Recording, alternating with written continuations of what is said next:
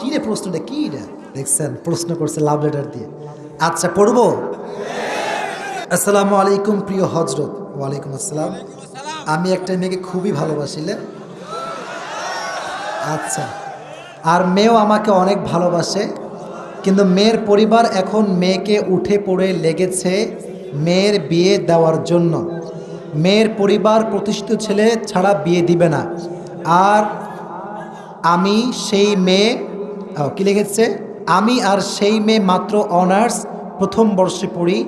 আমি এখনও প্রতিষ্ঠিত হতে 5-6 বছর বাকি। আমার পরিবার এখন আমার বিয়েতে সম্মতি দিবে না, কিন্তু আমি ওই মেয়েকে খুব ভালোবাসি, হারাতে চাই না। এমন অবস্থায় আমি কি করতে পারি?